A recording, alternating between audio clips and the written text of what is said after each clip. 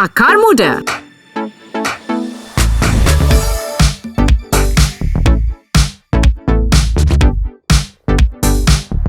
Rakan Muda present untuk segmen Akar Muda minggu ini, dan bersama dengan Zora, kita ada Dr. Chua Soong Nik yang merupakan ahli lembaga pengarah IYRES, dan kita bercakap mengenai topik peranan IYRES terhadap pembangunan belia di Malaysia untuk minggu ini. Doktor, selamat pagi. Thank you for inviting me. Good morning. Morning. Kalau bercakap mengenai IYRES, IYRES stand for what? Institut for Youth Research Malaysia. Kita akan bercakap mengenai peranan IYRES ni sekejap aja lagi. Terus kekal di Direka kita.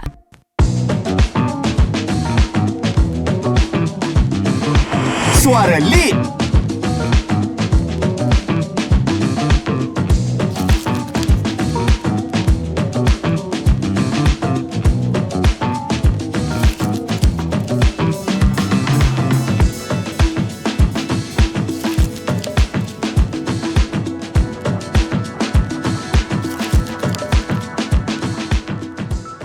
Alright guys, Rakan Muda present untuk segmen Akar Muda hari ini. Kita bersama dengan Dr. Chua Soong Nik dan nak bercakap mengenai IYRES sendiri. Mungkin Doktor boleh kongsi dengan kita sedikit pengenalan mengenai IYRES.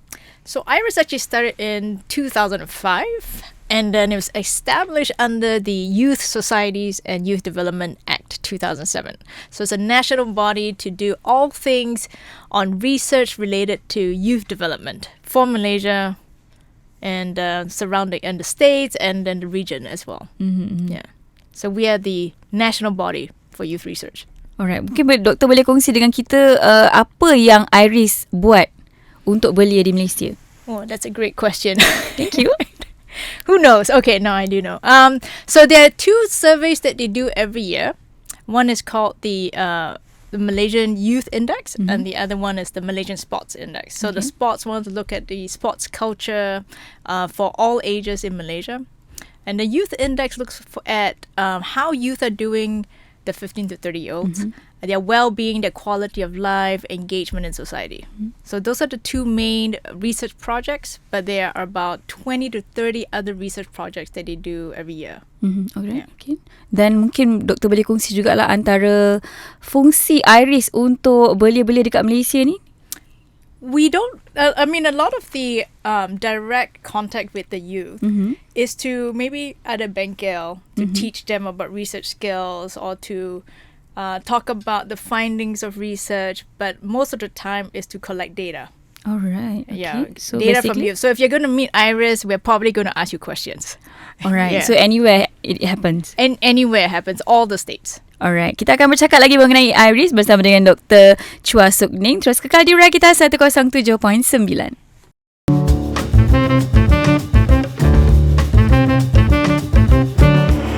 Buka cerita.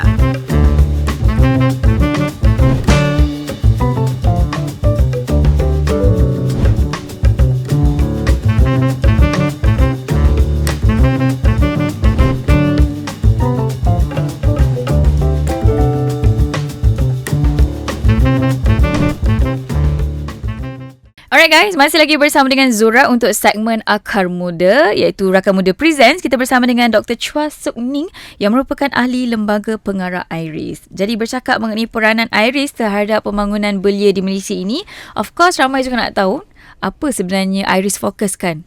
So recently we just did the Malaysian Youth Mental Health Index. Like as you know, many of the youth are saying we're not happy. Betul. Or maybe we're anxious, Especially after COVID-19 Yeah. really impacted the youth. So this is the first year, 2023, the first year the National Youth Mental Health Survey was launched, and then the results just came out a couple of months ago. So key findings. Okay. 40% of youth 15 to 30 would say like they got a lot of social pressures. Okay. You know, pressured by family to do well. Appearance pressure also got, you know, like they have to look a certain way. You know, maybe their skin tone has to be itu pun terang merisaukan lah, ya. tak Okay. boleh gelap. Right? Those kind of thing. So we know that a lot of the youth have a lot of pressures. That doesn't mean that they have poor mental health. But then I think the key findings is about 15 to 20% do have maybe moderate to severe depression, anxiety. I think importantly, about 15% of youth also don't feel safe at home. All right. So that's the key thing, right? We look at safety, so it's not just about like, okay, are you depressed or anxious, but also what's your environment like? So 15% of youth don't feel safe at home. That obviously affects overall health as well. You know, 20% of them say that they have no voice. People don't listen to them. They have no control about what they do in their lives. Kids nowadays, kata orang. Well, kids lah, but also Faham. 30 lah. Yeah. Up to 30 lah. So I think it's a good time for us to even reflect on, you know, when we I think when we talk about youth, I'm already past youth, so it's like 40 something, but we would think the insult for young people is like the strawberry generation, right? So it's like a bit them, right? Like they're too lembe, you know, they're too lemah.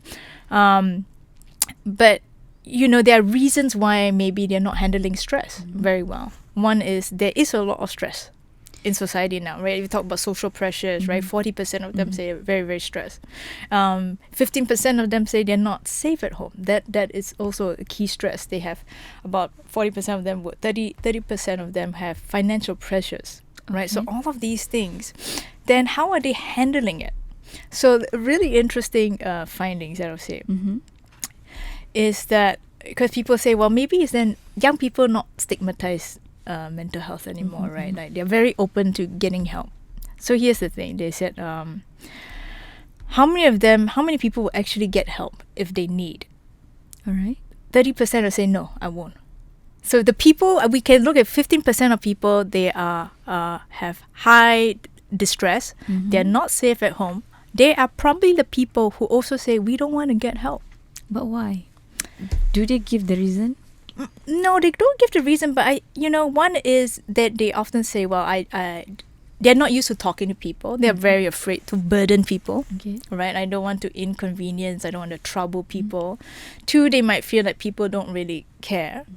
And the third reason is very common is Shy? Shy, but they're scared that they will be stigmatized. You know, that somehow, because we know that even if you go to the doctor, that record stays with you. So maybe they don't want to go doctor. Maybe they want to go psychologist. So I'm a clinical psychologist. But they're not sure which clinical psychologist to go. Then you meet a bad one that you takut lah, that you don't want to go. Takut judge kan. Orang stigma masyarakat sekarang. Yeah, then don't want to go. Then, but even with friends, you know, I think sometimes we are careless with our words, right? We might joke only. We might big joke and say like, you know, like orang gila. Then, but you know, someone who is depressed, they might take it to heart, right? Because they might think, oh my gosh, you know, that's how society views me. So that stigma is a huge thing. So I'm quite concerned that, you know, there's a group of people who thinks like up to 30% say, no, I don't want to seek help from professionals if I'm depressed. That's really high. Betul. You know, so I think we can't assume that just because you're young that you are open. Tapi for IYRES, bila you guys dapat antara komen-komen from the society juga kan, you guys buat apa je untuk orang? So these are just, so we give them it's quite a long questionnaire, right? When we ask you like a statement. So for instance, what statement is, I would seek help from professionals if I feel depressed. And then if you are the participant, you say strongly agree, disagree, agree, strongly agree lah, a bit bosan lah, okay. Then you have to go through many questions. And so we can take all the data that you gave us, we can analyze it, and we can present it to the government. And then say, and to the lawmakers, to community leaders, and say, look, these are what the community, the people on the ground are going through, right? We really need more resources for mental health, right? We have like 15 to 20% who are in high distress, who also don't know how to cope. You know, 40% of you say, you know, I feel these sort of big emotions, that like intense anger or intense distress. But if you ask how many of them feel that they can manage their emotions well, 80%. But I thought you just said Tadi you got ada this- masalah right, kan? right. So I think it's also the self-awareness, but it's really difficult for people to admit to themselves that they have a emotional, psychological issue because it is stigmatized. So even as a psychologist, I've been depressed. It took me six months. And To recover. No, for people to just for me to just admit. Oh, okay. So It's very long. you would think very long because Yeah. I know what the symptoms are. I know where to get help, but even I didn't realize people had to tell me. Right, so I think one is people. It's hard, and then I realized, I am ashamed to be depressed. So even though I know so much, I could read so much, but it's really hard, I think, to come to terms that you need help, because there is personal stigma and what you might think. Well, I won't judge someone else for being depressed, but we can judge ourselves when we are depressed or anxious or not feeling good. So I think with these sort of findings are really important to bring it to the government and say, look, we really need more resources to target the youth. How are we reaching the youth?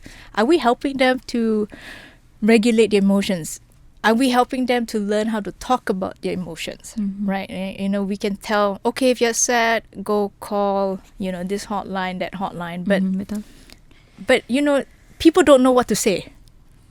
They don't know how to express. They don't know how to express, right? It's not just, if you don't have the language, it's like a different language. How do you say it? So often when I talk to my clients, they go, I feel something, but I don't know. I don't know. Correct. So we even have to teach people the language of how to identify your feelings, how to express your feelings. So these things don't come naturally. As a babies just know how to cry. Yeah. Right? I mean, so if you grow and nobody taught you, how to go from crying to the verbalization, articulation through words, you're just going to cry, and you're just going to have this what we call globalized distress, which means you just feel bad, but you don't know whether that bad is sad, anxious, angry, Like keliru sikit lah kan? you just like geramuni lah, but you don't know what that is, right? So if we don't know what that is, it's very hard to deal with it and not be overwhelmed. So we need that kind of education for the young people starting at teenage years. We know that actually depression, anxiety onset is even at 12, 10 now we see quite young. We have to teach them the language. We have to teach parents how to manage that. How to be a support system. How to be a support system. We have to realize that the people who need help the most are often also the most scared to get help. So we can't look at the opposite, because we can say, well, 70% of people say they are willing, but maybe the 70% of people aren't the people who are most in need, right? So we have to target, the 30% of people who don't feel safe at home, who don't have a support system, who are in high distress. And those are the most vulnerable, right? Those are the cases that we really worry about. And if we don't pay attention, we will only pay attention when tragedy hits. Then we say, alamak, Kan. like look at this, like we need more. But Dah jadi pula kan? yeah, but in next month, Macam I tertarik pada mereka yang tak rasa selamat dekat rumah. Diorang ada bagi reason ataupun anything? No, because this is what we call a quantitative survey. So there are two types. Okay, one is called qualitative. That can I ask you questions and then you jawab. You tell me your karangan lah, your life story. The other one is quantitative. Just you mark your number. Agree, strongly disagree, disagree. Simply the simplest way Yeah, to ask 1, 2, question. 1, 2, 3, 4. So that's the simplest way to ask questions. It's the cleanest way, because everyone has the same question, same item, and then we can calculate. With the qualitative, what I have to do is I have to look at the data. Then I have to say, okay, Zora ada cakap apa, what are the themes that I must track? Then I look at the next person, what are the themes? Okay, then what are the common themes that appear? So that is quite, it's very good data, but not so clean in the sense of presenting to, the government to say, these percent of people, bit harder. But now, yes, now that we have these percent of people, you're right. We need to interview and understand these percent of people, like what's going on at home that you're not feeling safe. Baik, kita seronok bercakap mengenai kenapa ramai anak muda sekarang ni rasa tak selamat dekat rumah. Kita akan bercakap mengenai perkara ini bersama dengan doktor, of course, dalam peranan IYRES juga. Terus kekal di Raya kita 107.9. Next up.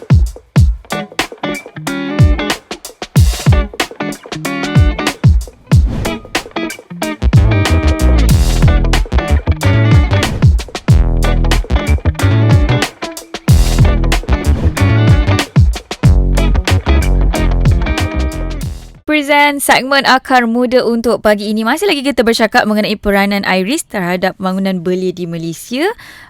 Yang mana tadi kita ada bercakap juga mengenai certain youth yang tak selesa dan tak rasa selamat duduk dekat rumah. Maybe doktor juga boleh terus explain juga dekat kita. Yeah, so just from clinical experience, because again, this was a quantitative study, so there wasn't space for the participants to elaborate on.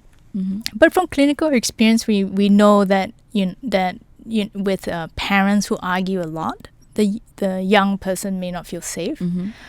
Sometimes even when you're married, there could be domestic violence that you may not feel safe. Because again, it's 15 to 30, right? So we're not sure which segment is really expressing the lack of safety. And then we also know that there is a lot of abuse that happens from relatives. Right, that's been well documented that with sexual abuse, it's more often done by people that you know. So older relatives would also make the home not safe. So, but this is a really important issue that definitely we need more research into this to highlight, like really understand what is going on. Why are the youth in Malaysia 15% not feeling safe at home? Because we can change everything else, but if they don't feel safe at home, tak boleh juga kan? It's susah for them, right? Because that's a lot of times that's where they have to be most of the time. Macam doktor cakap tadi, ada dua cara untuk IYRES buat research. Satu adalah kita bagi direct question, then akan ada pilihan jawapan, agree, strongly agree, not agree and so on lah kan. Other than that, you guys lebih kepada 101 conversation macam tu. Qualitative studies. Yeah. So a lot of the qualitative work, they call it focus group work, happens at the start of the research. So at the start of research, I might say, well, Zora, what kind of issues concern you as a young person in Malaysia? So I might take those. Start from that? Yes. So very open-ended. To just listen to maybe your ideas. And I said, okay, about politics, what do you think? Are you worried about the political situation in Malaysia? So then you can tell me. So it's a bit guided. I might give you the topic, but it's a lot more open than, do you think that are you worried about the political situation in Malaysia? Strongly agree, agree, right? So which is more, I think, limited to elaborating on your answers. Yeah. So daripada situ jugalah you guys. Lagi satu, macam mana you guys target? I mean like untuk soalan yang berkaitan dengan isu mental health, you guys buat dekat area Kuala Lumpur, berapa banyak persen yang ditarget? So that one was actually done from a nationally representative population. So you know the national census, they look at, okay, how many women versus men are in Malaysia, how many live in urban areas, rural areas, how many in this certain age group nationally, and then from there you go like, okay, there are, let's say, 50% of men. So our sample now has to match 50%. If we wanted nationally representative, you go like door to door, you knock, hello, you know, we are from IYRES. So they're enumerators, which if you join IYRES does hire enumerators. IYRES also does look for participants for their survey, and there is usually It's a short survey, but your answers really are important. They really contribute to our understanding about what youth are going through today. So we go door to door. If you're not there, you don't want to participate, we go to the next door. It's okay then. It's okay. There's no that we don't keep a record. We don't know who you are. We just move on, and then you just move on until you hit the certain number of participants that you need with a certain demographic profile. Let's say I need this percent of Chinese, Malays, Indians of this age group living in urban areas. So I have to keep knocking on doors until I get to that number. Alright. Okay, kalau kata you sendiri yang memang nak participate dengan IYRES, is there any way? Yep, you can go to the IYRES website and you can sign up. So it's very easy. Yeah, you just go to IYRES. You can Google IYRES, IYRES, and you can sign up as either a numerator. You can sign up to be a participant. So you don't have to wait for someone to knock on your door. Okay. So let's say kalau kata ada any research thing yang you guys akan buat, so you'll be contacted. Directly. Email lah. Email. Yeah. So it's up to you if you want to. It's up to you whether you might sign up later. You say I got no more time. It's okay.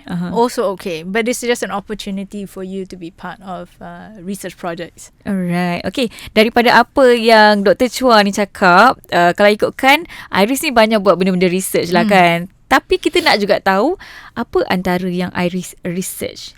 Satu tadi mental health. And then? So the other one that they do every year is called the Index Belia Malaysia. So the National Youth Index. So they will ask you, there's some about health, again, the mental health. There is much, much broader. So they ask about politics. So I have a couple of questions. They're like, are you interested in politics? Do you perceive Malaysia to be politically stable or not stable? Do you know how to vote, so they can understand these kind of issues, which are also really important. You're only 18, right? Yeah. So we want more young people to understand that they don't have to wait until they're older to vote. The kind of what does democracy mean? So democracy literacy. So. Do the young people understand the different types of government structures, right? So that's really interesting. And so from there you can understand, okay, so if our youth don't really know what democracy means, what must we do, right? How do we protect our system of government to ensure there is fair and just, let's say, elections, there's good governance, there are, aduns who do their job properly, if the citizens are not educated. So then we actually need more education on that. So I think these kind of research just gives you it's the finger on the pulse. It's a snapshot because it's once a year. But about finding out, okay, one, what's the state of these, do youth understand these sort of issues? And two, what are we doing? What must we do about them? Then you can implement a program. Then by next year, if your program is successful, next couple of years, you should actually see some improvements. Betul.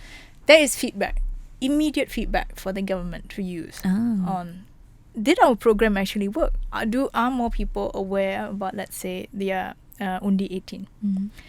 If not so much, then we have to take that feedback and we have to keep changing lah, right? Because we cannot keep on a program that is not effective. Right? You mesti juga bagi feedback. Yeah, so that's the importance of this kind of research, kan? Betul. Right? So we take it to understand baseline. We can then use it to develop programs, and then this is feedback for other programs working or not. Tapi selalunya dapat sambutan ataupun tidak? Adalah. I mean, like you guys capai target lah. It is not. The target isn't. Our target is do the research and then disseminate the findings lah. Cari orang lagi.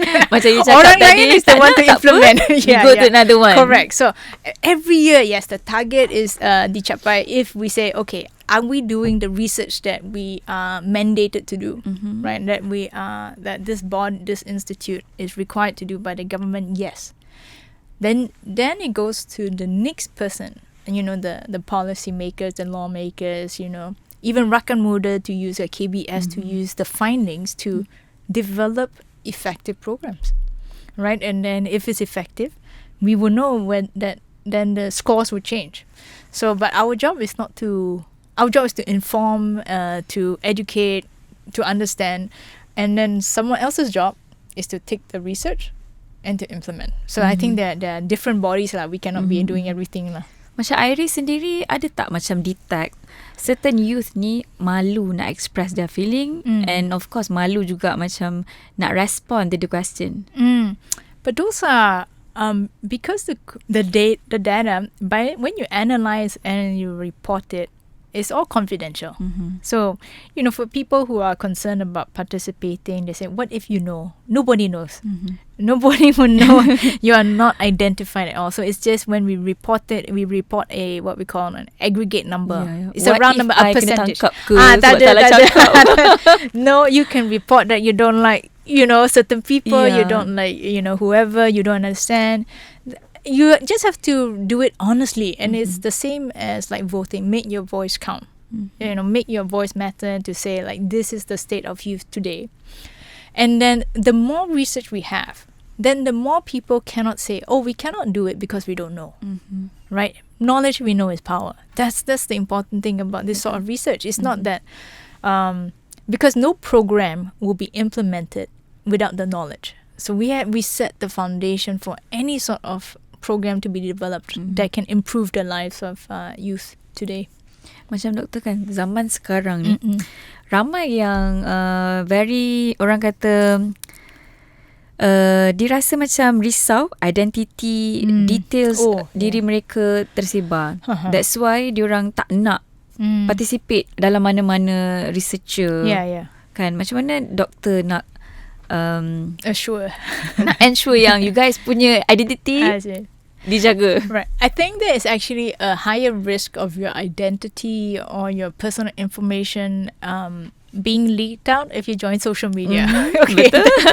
This research has to go through there's an ethics board. Which means they have to say, okay, how are you going to protect the identity of these people, right? Who has access to that kind of knowledge? And it has to be only like a few people. You sign a consent form, and your consent form is not like the forms that you sign when you download an app, okay? Like the pages that we know you tak baca lah, right? You just go through. You click. You just click. I agree. So this one is usually only 1 or 2 pages explaining to you the reason. If you don't want, you can actually call up and says, I want you to delete my data. If you decide, if you say, hey, suddenly I regret it, that's your right to do that as a participant. But again, I think the data is safe, and the higher chance that your personal data leaks out is using social media, not joining the research. So don't worry, nobody can trace your answers. What if they don't put their own details? I mean, like macam I 34, I tak letak 34, I letak 30. It messes up our understanding lah.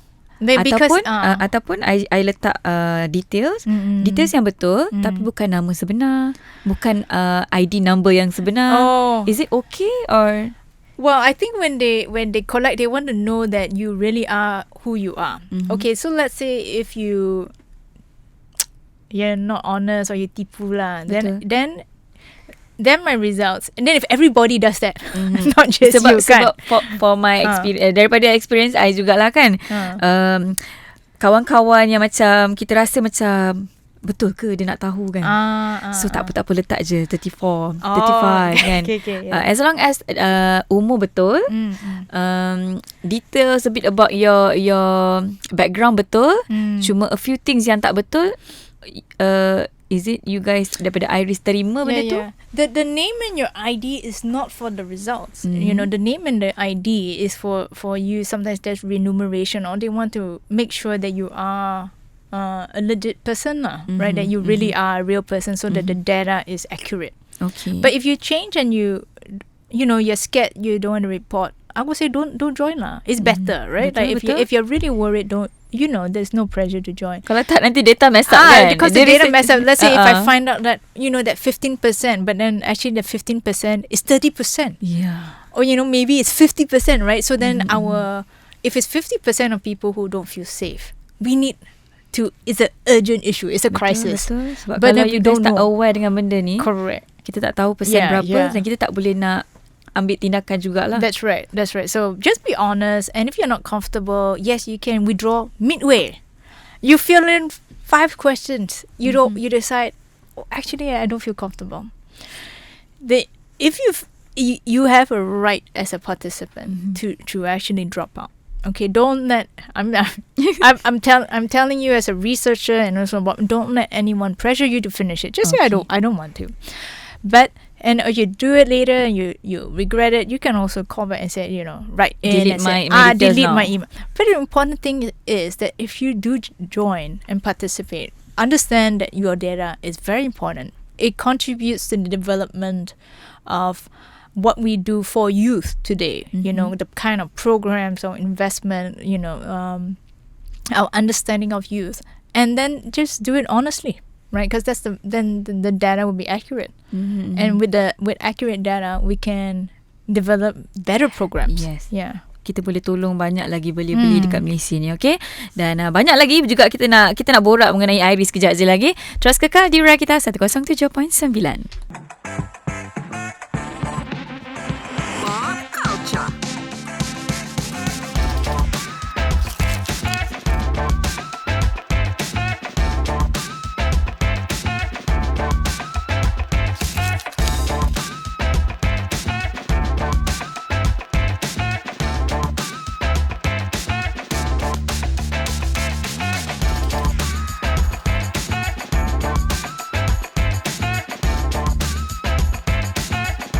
Rakan Muda present bersama dengan Zura untuk segmen Akar Muda. Bersama dengan Zura, Dr. Chua Soong Nik, iaitu merupakan ahli lembaga pengarah IYRES. Hari ini kita bercakap mengenai peranan IYRES terhadap belia di Malaysia. Macam yang doktor kongsikan tadi kan, IYRES sendiri mencari belia-belia untuk kumpulkan data, apa yang mereka rasa, apa yang mereka perlu buat semula kan. Jadi kita nak juga tahu kan latar belakang doktor sendiri. Yang mana before this doktor ada buat apa-apa ke yang menjerumus doktor nak join IYRES ni? So I'm still doing it. So Okay. I'm a clinical psychologist by training. I'm also in public health. I founded and I run a non-profit called Relate Mental Health Malaysia, also Relate Malaysia. So really my passion is about improving mental health in Malaysia, but also the mental health systems. Because we know that we can ask many people, hey, if you're not feeling well, you go seek help lah. Yeah. Then you say, where? I don't know. Then I say, well, you can go hospital. Then you go there. Then the wait list very, very long. Maybe you see one person every 2-3 months. So, we need it better, right? If we're going to ask people to get help, we need to give them the help. If not, I'm asking you to do something I don't know that what I'm not investing in. Yeah. So I really have to make sure that we have better mental health systems and we understand what are the barriers to getting help. So that's what I'm passionate about, and getting working with policymakers, with different parts of the government to say, okay, what are the issues that we face. And mental health is very broad. So one of the things that I'm working on right now is weight loss supplements or muscle building supplements, very popular nowadays. Betul? Social media? Or social Macam media. tu je. Right. Often ineffective, right? And potentially dangerous because they're not regulated very well, right? So you can go into whatever kilang-kilang that you want to just buat sendiri, right? And they can sell it. And we know that there are actually serious health consequences that have been reported. People can have heart failure when they take certain weight loss supplements, Yes, betul. right? And that has been shown. So that too, why is that related to mental health? Well, because why do people take weight loss pills? Must be related to the mental health. Because they feel bad about, usually they want to lose weight. Many of them want to lose weight because maybe we set societal pressures for appearance, right? We also know that taking weight loss pills is related to eating disorders. So, we have to look at the holistic system that actually mental health is not just, are you sad? But it really also impacts many different aspects of our lives, whether the the things that we buy, the things we invest in hopes that maybe we'll be more successful, maybe we'll be happier, right? People are doing these behaviors to actually, they think, to have a better life. And so mental health is part of that as well. And so I'm really fascinated about how the mental health systems are integrated into everything that we touch and what we can do to make us a healthier nation. Macam doktor kumpul data ni untuk IYRES, ada tak plan doktor untuk buat sesuatu pada youth sendiri? So my grand plan, personal agenda, is really to help IYRES develop longitudinal mental health surveys. So last year, this was the first one. Often the research is cross-sectional. By cross-sectional, what it means is this year I might ask you, next year I ask someone else, next year so every year is different group of people. But then I don't know I cannot predict for you, Zora. What happened? Let's say this year you tell me you're not safe at home. Do I know that your safety or lack of feeling safe predicts depression 3 years later? Yes. I don't know unless I follow you over time. That's what we call longitudinal studies. So that kind of longitudinal studies is very important for us to understand the risk factors. So what negative things can affect your health, but also protective factors. What is good for you? Maybe social support, maybe having going to school, having good nutrition, those kind of things, right? And they could say, people who do that 10 years later, they are in better health. Then we say, that's the things we want to invest in. Yeah, so the longitudinal research allows us to make these sort of predictions, develop better models that will then inform better interventions. So this really is your important. own plan? My own plan. Your own plan. My own private plan. It's where we need to go as an institute to do longitudinal research. The cross-sectional research is very important, but the longitudinal research is also very important. Betul. Yeah. Kita nak kena follow up juga what Exactly. happened to them. Exactly. Sebab takkan you nak dengar je masalah tapi you tak bagi solution, betul tak? Yeah, once off. Yes, at least kita follow up lah. Yes. Bercakap mengenai next your future plan dalam IYRES sendiri, any other things yang you guys akan target, focus? Yeah, so what we want to do is look at the role of IYRES in really supporting youth development, even for Akar Muda, right? Understanding, because, IYRES, so far we talked a lot about youth, but there's also this KBS, so there's also sports. So what kind of programs are effective? So we want to understand and make sure that, that what we're investing in is effective. So that's IYRES' role as well, right? So we can look at efficacy of programs, whether it's having the intended effect. So anything to do with research goes back to IYRES. So we want to kind of, I think, broaden, deepen IYRES' role in youth development, and that, like for today, and to make sure that the community understands what we're doing and who we are, and getting people to participate and involved in IYRES as well. Okay, last but not least, IYRES akan ada bersama dengan rakan muda ataupun IYRES akan bergerak sendiri? I mean, like you guys buat research sendiri-sendiri ataupun any rakan muda event you guys akan ada dekat sana? So IYRES is an independent institute, but yes, it works, collaborates with many different organizations, including even ISN got, even with Akar Muda ada. So maybe not every event, but we can develop research projects that can look at certain maybe events or certain programs and understand how to, again, for research for youth development. Alright, okay. Baik, kita dah bercakap mengenai IYRES hari ni. Hopefully ramai juga yang tahu peranan IYRES untuk belia dekat Malaysia ni. Dan terima kasih kepada yang mendengar kita selama 1 jam. Apa yang Zara boleh katakan, nak dengarkan kembali, boleh dengarkan di YouTube rakita.my dan juga podcast kita rakita.my. Rakan Muda Present, terus kekal di Rakita.